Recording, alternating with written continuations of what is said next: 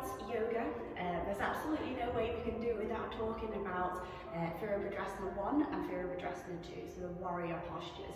I'm going to not go to warrior 3 for the purposes of this video, so let's look at the foundations of warrior 1, warrior 2, because I know it is something actually that is a very much foundation posture, but a lot of people don't really spend any time dissecting it. So Virabhadrasana 1, warrior 1. In terms of stance between your feet, I would literally just say, it's probably about 5 or 6 feet distance between your feet, but it's not an exact science. So I would literally just say, starting with your feet together, just swing it back and see where it lands comfortably, okay, in a nice long lunge posture.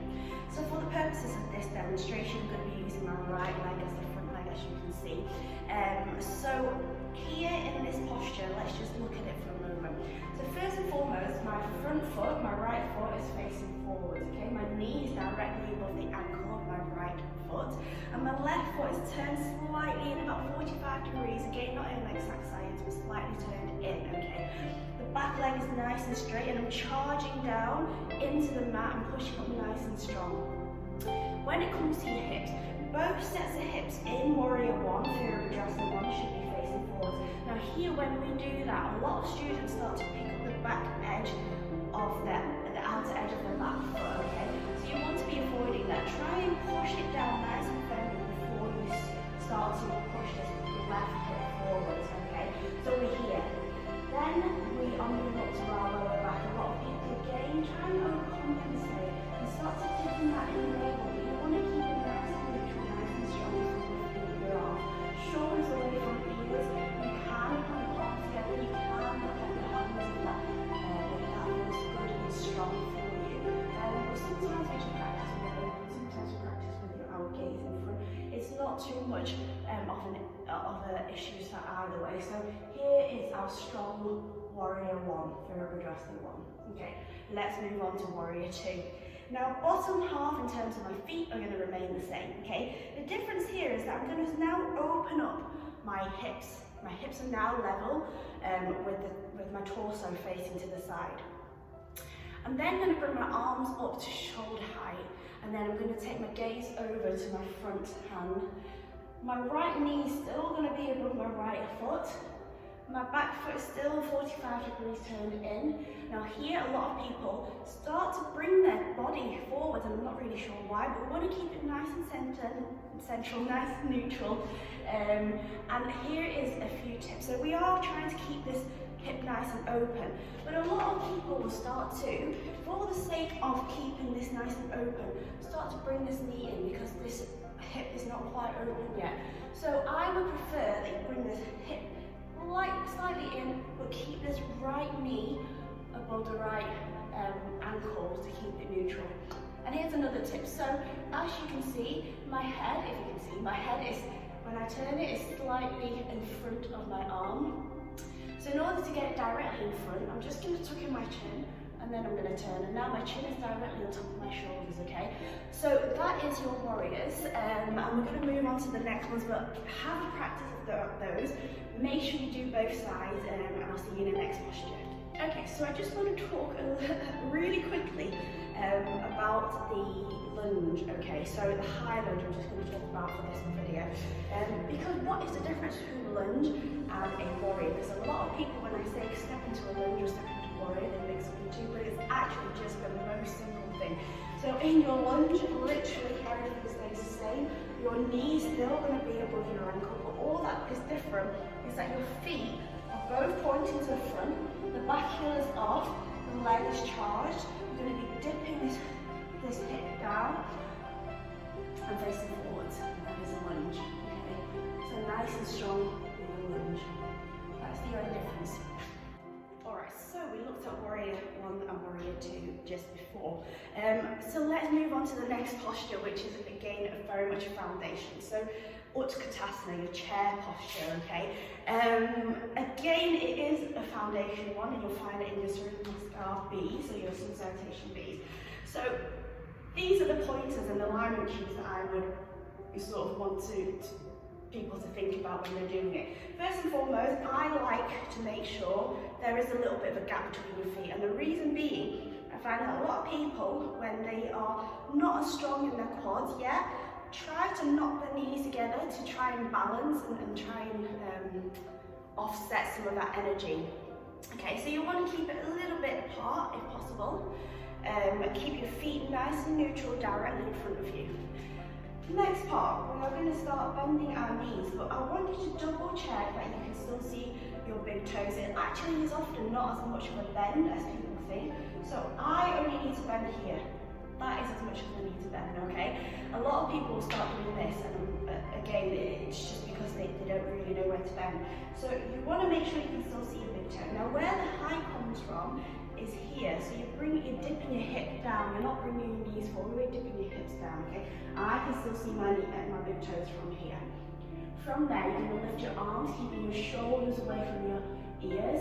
You can have a slight curve in your back, but we are trying to avoid too much, okay? Just keep it nice and neutral, nice and strong. You can again take your palms together and look at your hands, or you can keep them apart. It's a little bit more of a challenge together.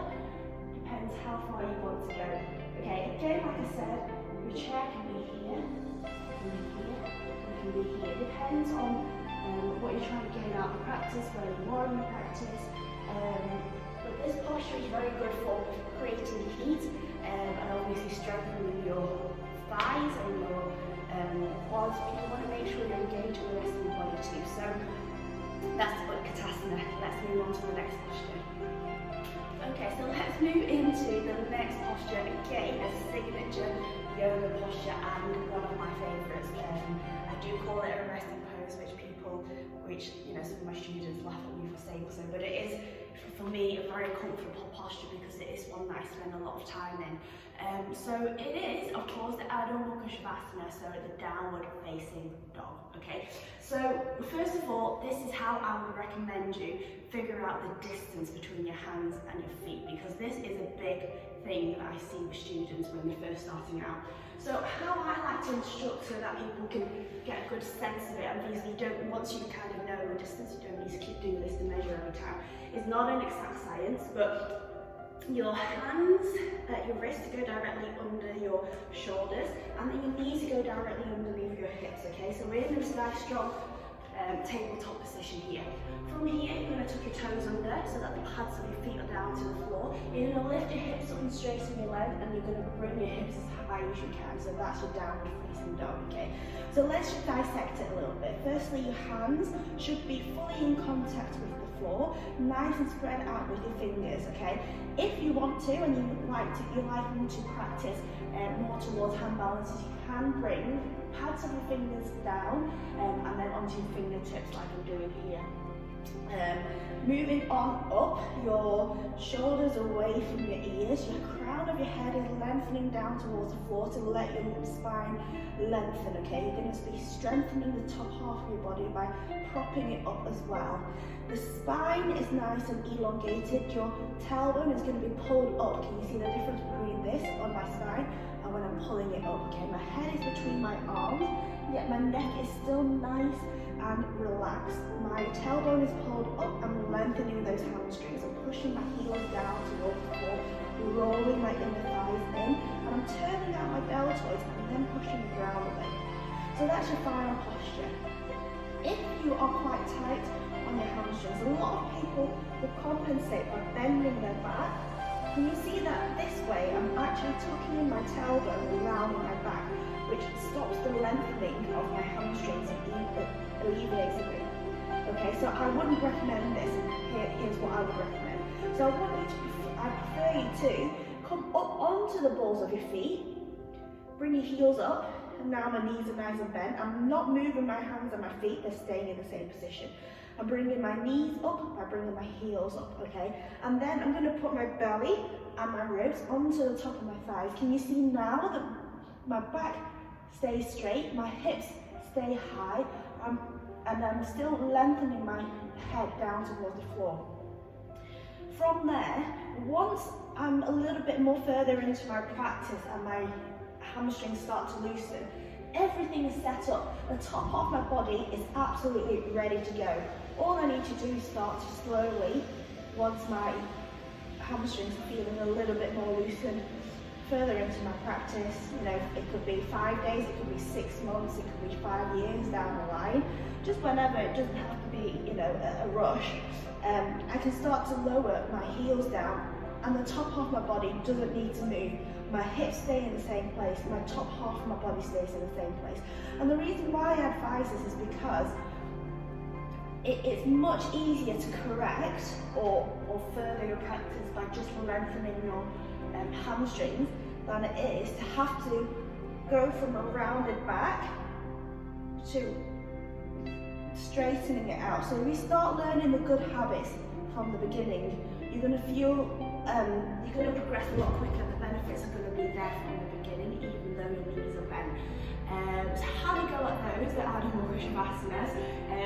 Just as a bit of a bonus extra, here are some other things that people need to be watching out for. So the length of your downward dog makes a big difference. I don't know why people try and get the length, almost the length of the mat, you know, almost sort of like a plank or something. So that's what you do need to lower, minimise the gap. And then a lot of people do this as well, okay? Yeah, you're lengthening your hamstrings there, but I can take my hands off, so you've lost the strengthening of your upper body, and that's not the point of the posture. You want to be even, so it's about 60% at 60 degrees, again, not an exact science, you don't need to get your retractor out. But in terms of sort of the posture, you should be having half a load on your hands, half a load on your feet, okay, on your legs. So make sure you're nice and even with both sides. What else is there? Oh, so a lot of people also will be pushing their chest down as far as they can because they think it furthers the practice a lot. Now, if you are trying to be opening your chest, yes, that will do that. But in my opinion, there are a lot better chest openers which don't require that to compromise your downward dog. So I would recommend that if you are wanting to open your chest, maybe not to use that posture, but maybe to use other postures which we can talk about later on in some videos, or of course you can be more than welcome to DM me and see if I can help you with some suggestions. But let's move on to the next posture, and I'll see you there.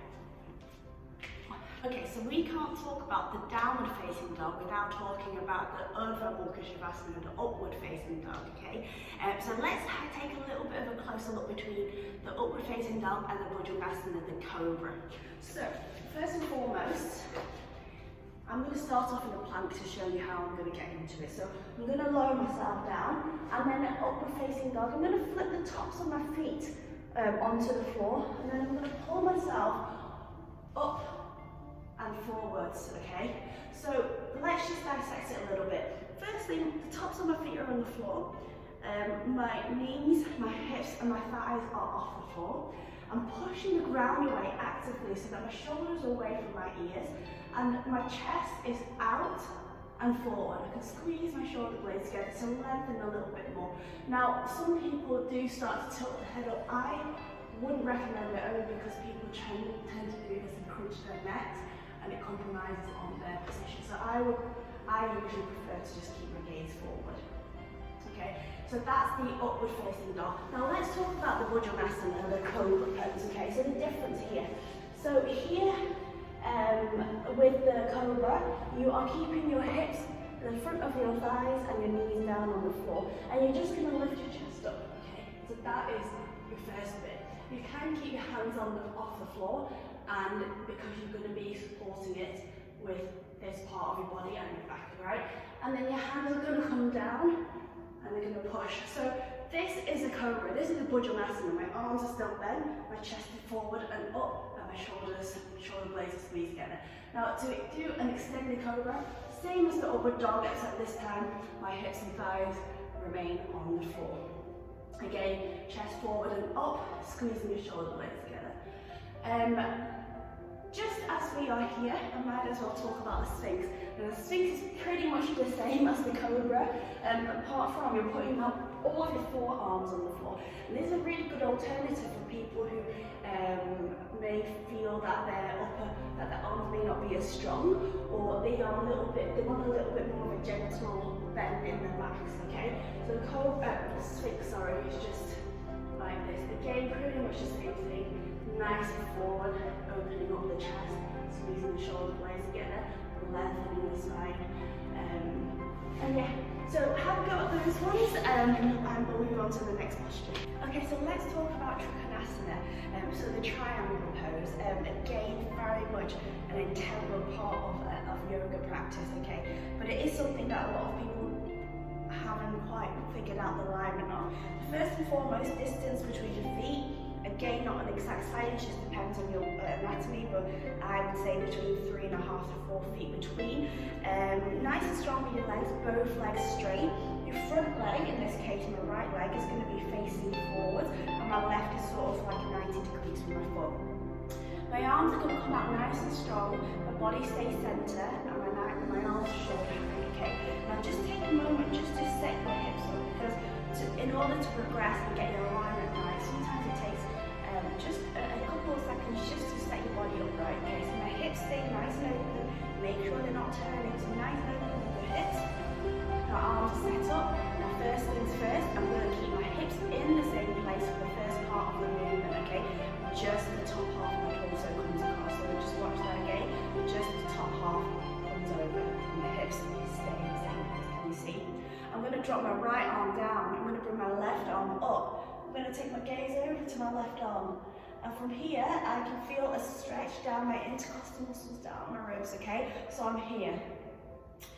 Now that is enough for me to feel the stretch. The reason is I am keeping my hips still, and the second reason is because a lot of people will start to think that lower is better. The closer to the floor, the better I am at yoga, and the more deep I am getting into the movement, which is partly true, but it isn't true if you're not getting your alignment correct. So let's just dissect it a second.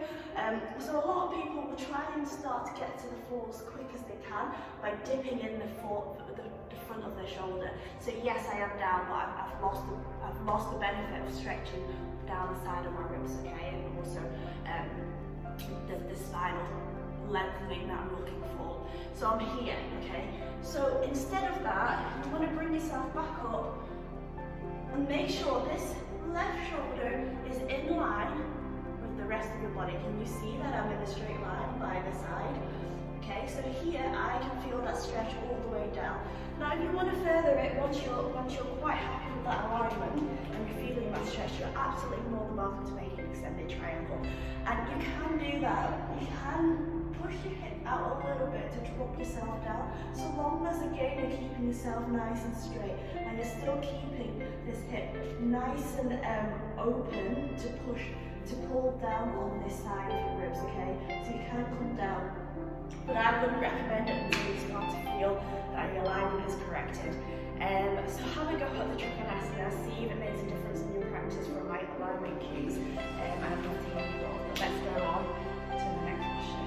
Okay, so let's talk about forward fold. There's a few different variations, as in any yoga postures, but for the purposes of this video, I'm going to talk about the standing forward fold, Uttanasana, and the seated forward fold, Paschimottanasana. So let's talk about your standing one firstly. So you'll find it in your sternum scars and your subluxation. So it is important of a posture to dissect a little bit and both spend some time on, because it will, when you stop with your shortcuts, it will help you progress in the long run. So let's have a look at it for a second. So standing forward fold, your feet are together. You can have a little bit of a gap. I usually like to have a little bit of a gap, if I'm honest with you, but it doesn't matter so much if they're together or not. The next bit that I want you to have a look at is what my spine is when I fall forward, okay? So the spine remains nice and lengthened. A lot of people, as soon as they start falling forward, will try and get their heads as close to their knees or as close to the legs as possible. And can you see I've got a nice big gap between my thighs and my head, between my thigh and my body, sorry, and that's not what we're looking for. What we want to do when we're falling forward, keeping our spine nice and elongated. Now in order to do that, I'm going to push my tailbone, my coccyx, up to the ceiling, and you can feel already that your hamstrings start to lengthen. Now I don't need to go very far to be able to feel a lengthening in my hamstrings, because I'm positioning my hips and my spine in the right place, okay? So it's not about how far and what tricks you can do, it's about what benefits and how it's activating your body in these postures. Okay, so we're here. The next thing I want you to notice is that if you are able to go further forward, you're aiming to get your ribs and your belly onto the top of your thigh. Again, like I said, we're elongating our spine. We're not trying to keep it rounded to let our thighs have an easy time, let's say. We're trying to lengthen that spine down towards the floor, trying to push our ribs and our belly towards the top of our thighs to increase that lengthening of our hamstrings. So we're here. Now, if you're quite comfortable and you want to go further, of course you can do so. But again, the next part of it is that your chest comes to the top of your legs, and the last thing is your chin comes to the shin. So you're trying to aim for your chin to come to the shin, not your head to your knee. And the only reason I say this is because a lot of people will try and get their foreheads to get as close to their knees as possible, and in order to do that, you've got around the spine. So I try and say chin to shin, because really ultimately it's a forehead to toe, which you might think sounds impossible, which I'm not there yet by my own practice, I'll admit, but it is about lengthening your hamstrings and lengthening your spine. So let's come back to here. If you want, you can obviously use a little bit of leverage with the back of your heels, and if not, you can just place your hands on the floor, okay? So wherever you are, you're here. Your ribs, your chest is on your knees or on your thighs, depending on where your anatomy is, and then your chin is coming towards your shins, and then the last thing to drop can be your forehead once you're here, okay? So you're here, and that is forward fold, okay? And now, like I said, even up here, I can feel a stretch. So it doesn't need to be any further than that if you're not there with your practice. So in the Surya Namaskars, you are doing a half lift here. Even in your half lift, it's an active posture. You're pushing the tailbone up, lengthening your hamstrings, lengthening your spine before you fall forward. You don't need to go any further than that if you can't, or if you don't feel like it, or if it's too far for you at the moment. It just comes with practice. It's nothing more than just a bit more time on your body. Now, here are some sort of modifications. Now, if it's a little bit too much for you at the moment, that's absolutely fine. Here on half lift, for starters, you can be here or here. If you're feeling a stretch, but your posture is correct, it means you're doing it right, okay? If it's easy, then you're probably not doing it right. So if it's here and you're feeling a stretch, that's absolutely fine. Just pull your tailbone up, lengthening the hamstrings, lengthening your spine, okay? The second option is you can bring your knees into a bent posture. However, notice that that does not compromise your spine. Again, much like the downward dog, I would prefer that your spine is nice and straight, because that is a more difficult thing to correct than your hamstrings lengthening in terms of position. The difference with your hamstrings is just, having a bent leg and then a straight leg, and then you're pushing tailbone. Whereas with this, people forget that you need to position your tailbone, you need to line up the spine. So if you need to range your legs during the practice, that's absolutely fine. Here, wherever you are with your practice, as long as your spine is nice and straight, your tailbone remains high, okay? So let's talk about the Paschimottanasana and your seated forward fold. Pretty much the same thing. Now, I would recommend if you're practicing during a session and this is quite a difficult posture for you, to try and get yourself either a strap or a belt or a towel or a scarf or whatever you want that's sort of like quite strong and hardy and long for you to reach, okay? So pretty much the same thing. You're going to wrap it around the balls of your feet. I would prefer the pads of your feet as opposed to the arches, just because I find it a little bit easier. So keeping your toes up, you're going to bring yourself into 90 degrees so your back is nice and straight. But before we go on, as I said, it is the same thing. You're pushing your tailbone to the back of the room, okay? You're really lengthening before you even start. Now, notice as well that I'm bringing my toes up. When I do that, I'm going to engage my quads. Everything is active, okay? So, although people think of yoga as quite a relaxing thing, when we are really practicing to improve, we are making sure that our body is actively working. And that's why people say, yoga works a lot of muscles you didn't know you had. So nice and active, lift your kneecaps by pulling your toes up towards the ceiling. Pull your tailbone back, and then you're going to inhale to lift your chest. Pull yourself forward, and on your exhale, again, aim to get your belly and your ribs to the top of your thighs first. Again, just have a look at I'm just moving on so you can see it. So you can see that my belly, my ribs are on top instead of like this. Can you see now? I'm grounding my back, and now I'm lengthening my back, okay? So we are here. We are here, okay? So, if you don't need the strap, don't use it, but if you are using the strap, you may well just be here, and that is absolutely fine. I'm already feeling the stretch here, okay? So, we are here, and we're going to come a little bit further forward if you want to. The next thing is your chest to come on top of your knees. The next thing is your chin, and then you can drop your head. Okay, so same thing as when you're standing, only you're seated, and you're using the prop of a strap or a scarf. So have a go at that. Let me know if you have any comments, if it helps you, if it changes your practice, if it helps you progress a lot, which I hope it does. Let's talk about chaturangas and planks. This is again very much an integral part of any yoga practice. Yeah, it's something that a lot of people get wrong because they let their ego take over the practice, okay? So let's just talk about the plank and then the chaturanga dandasana, so lowering yourself down. So firstly, the plank pose, okay? So wrists are underneath your shoulders. Fingers are nice and spread. You're going to come up onto your toes. So let's start from the shoulders. First and foremost, you watch the difference between this and this. Now here, I am letting my shoulders be inactive. I'm letting the weight of my joints, I'm letting the joints take the weight of the bulk of the weight, sorry. What I want to be doing is making my shoulder blades nice and active by pushing that ground, right? Creating space between my armpit and the floor, really round like and back. Now moving down onto the abdomen. At the moment the abdomen is kind of like, yeah, okay, cool. I'm going to activate it. I'm going to tuck in my tailbone, and I'm going to make sure that my abs are waking up.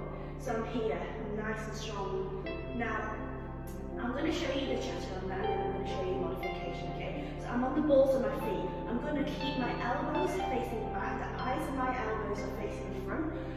My elbow is going to point backwards. And I'm going to keep them nice and close to my roast as I lower myself down, okay? So here I am, active, lower myself down. And then, you can come up into your upward facing dog after from it. Now, I kind of try and explain it in a way where I'm comparing it to spaghetti, I suppose. People think of a chaturanga as an upper body strengthening, because a lot of people say, oh, I'm very weak on my upper body, I need to strengthen it, which it absolutely is. It absolutely does do that. But if you think of a piece of cooked spaghetti, if the back half isn't going to be supporting itself, the top half is going to find it a lot more difficult to bear the brunt of the weight. Whereas a cooked piece, not cooked piece of spaghetti is still nice and straight, okay? So you want to make sure that your core is doing some of the work and that your quads are doing some of the work.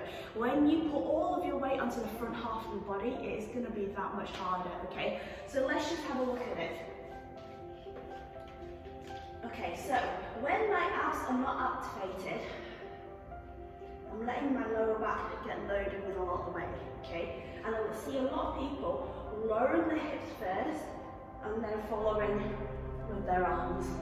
Now, if you find yourself doing that, it is a bad habit. I would sort of recommend you break. So if that is the case, place your knees down. Place your knees down where they are, not underneath your hips, but where they naturally would be if you were in a plank. So you can untuck your toes or you can lift your feet up depending on what day where you want to practice. And from here, keep your core active when you lower yourself down and up. Once you're quite comfortable with that, then you can start to bring your knees up as you activate. Bring yourself down bring yourself up.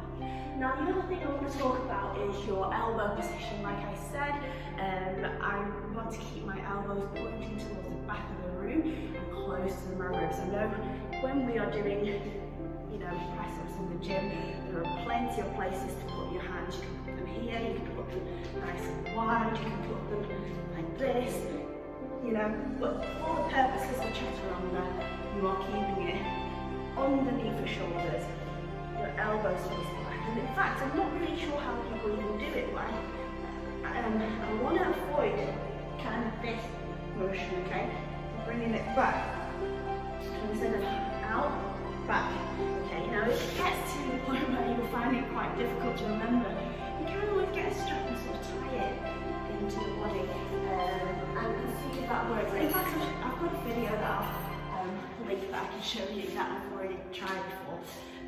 But how to go at chaturangas, they are probably the most strengthening pose that you need to learn as a way of transitioning and will help you access a lot of poses. So I would really spend some time and master that along with all the ones that